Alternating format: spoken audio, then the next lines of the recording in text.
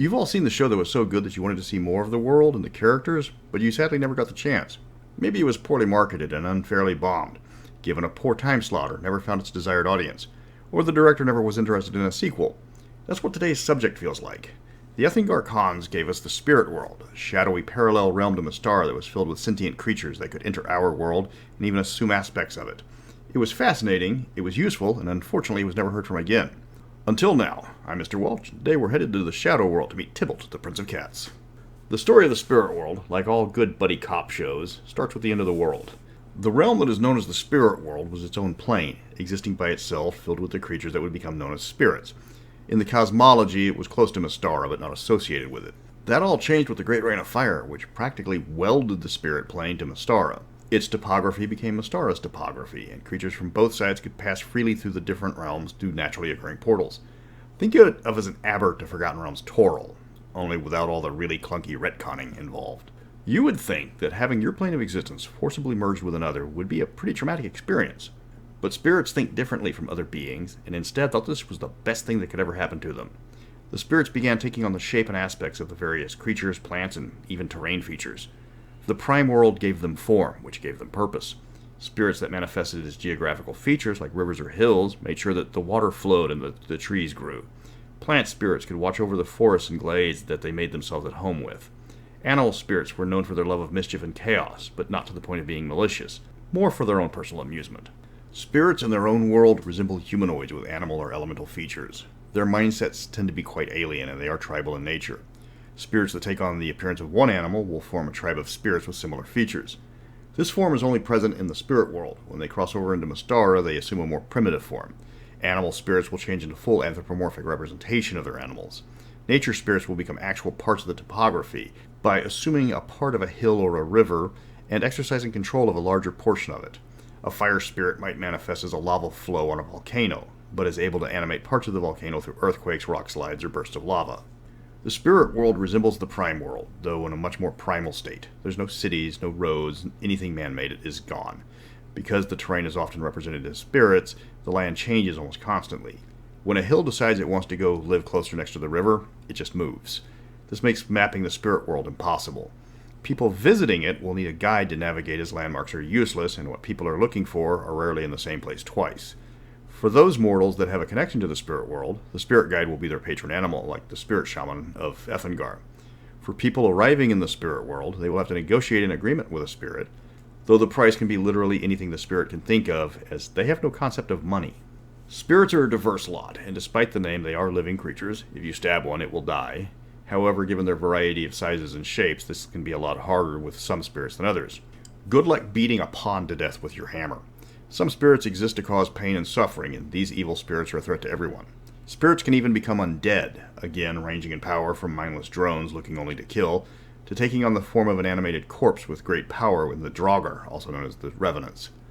Other undead spirits include the plant-like Odic and the multiform abomination known as the Druj.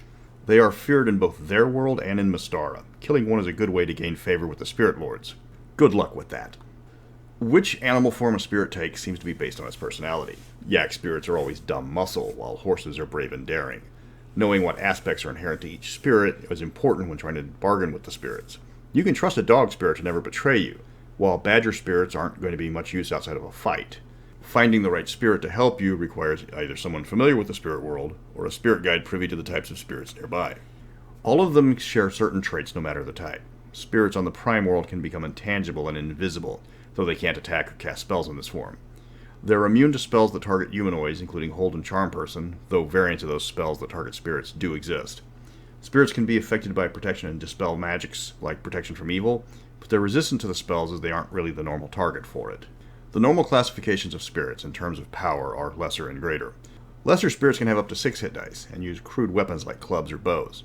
They can change into animal form or humanoid form at will, but will not attack in animal form. They prefer the spirit world to the prime world, and can be quite unfamiliar with how life works outside of the spirit world. They tend to act the same, with little in the way of individual personalities. Greater spirits can have up to 30 hit dice, and are much more intelligent than the lesser spirits. They possess the same abilities as lesser spirits, but will often cast spells and possess the equivalent of magic weapons. Spirit lords are the rulers of the spirit world, as you can expect. They're also on par with the immortals in terms of power, though only on their spirit world. There is only one Spirit Lord of each type, so there's only one Hellbender Spirit Lord, one Nambat Spirit Lord, one Tenrik Spirit Lord, and so forth. They are immune to most spells and forms of attack, do massive damage when they hit, and appear in glowing arms and armor. They normally only concern themselves with the spirit world. You will never find one in Mystara proper. They are protective of their chosen animal, and will send spirits to defend those creatures if something is hunting them to extinction. This normally involves sending their most trusted and powerful greater spirits to deal with the offender. So before you decide to corner the market on kakapo feathers, unless you want to face a 10-foot tall owl parrot with a license to kill, think twice. Nature spirits are the most complicated of all the spirit types. They are neutral in alignment, but can easily switch alignments depending on their mood. If you desecrate their chosen area, they will hunt you down and seek revenge. Nothing is more humiliating for a character than being killed by an open field filled with flowers. Nature spirits appear as terrain features commonly, possessing things like rivers, fields, hills, or mountains. They can manipulate the features of their terrain in a variety of methods, attracting animals and plants or driving them away as well. They can manifest as humans if necessary to explain their needs or demands, though this is rare. The more powerful ones can manifest as elementals, though they are still considered spirits in this form. Characters who do a nature spirit a solid will find a powerful yet stationary ally. A forest spirit will lead the characters to food and protect them while they sleep, while a volcano spirit will make sure that they are never harmed despite the normally dangerous environment. Angering a nature spirit, on the other hand, is a bad idea, as the party will experience all sorts of environmental hazards in the area of the spirit. Fighting one can be tricky as they can animate an entire region, though their body manifests in a small portion of it, and is indistinguishable anyways. Spirits are normally only found in wilderness areas. They're adverse to cities and large populations of humans and other sentient creatures. Rat spirits might be numerous, but they find the bustling metropolis of Theatis not to their liking. Spirits avoid man-made structures. They have no concept of houses or businesses on their own plane. They prefer to stay close to the various portals to the spirit world, meaning most of them remain in certain areas of Ethengar or Etrugan. It's not impossible for a spirit to visit a city, but they will prefer to remain in animal form and will leave as soon as possible. The spirits have investigated to see what cities are, but they have not liked what they have discovered. Most spirits in the known world can be found in Ethengar because of one specific reason. The World Mountain, the only mountain in that nation, contains the largest portal to the spirit world. They can freely enter the prime world and leave it without any problems at all there. They dominate the surrounding area so much that the Ethengarians wisely leave it alone. If a spirit shaman wants to find a spirit guide or get an answer from a powerful greater spirit, this is where they have to venture. The biggest problem visitors to the mountain will have is the large number of evil spirits that flock to it.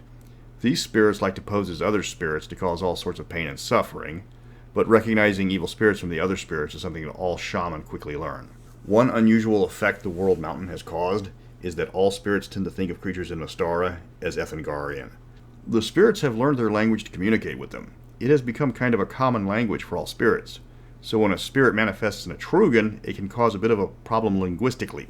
Greater spirits have learned that the prime creatures actually come in different types, though the lesser spirits only consider them as Ethengarian, short-bearded Ethengarian, thin pointy-eared Ethengarian, angry pig-faced Ethengarian, and so forth. The Spirit Lords, of course, have no problem understanding all the languages and find the lesser spirits' confusion rather entertaining. Spirits and their rules only appeared in the Ethengar book and were never even hinted at after that. That was a waste of a fantastic twist to the setting. Spirits should be rare, but they should also be found everywhere, at least in stories. A village in Karamikos knows to keep the river clean and free from debris, because this somehow makes the fish bite more. The Wizards of Glantry would love to know why a ranger's wolf companion seems so intelligent, able to follow complex instructions that no animal should be able to even comprehend. The more intelligent spirits will talk your ear off about their culture, but you aren't going to get one to give a lecture at the university. Of course, taking a scholar to meet an elephant spirit at the base of the Great Plateau could be an adventure in its own right. Spirits make for some fantastic classical adventures.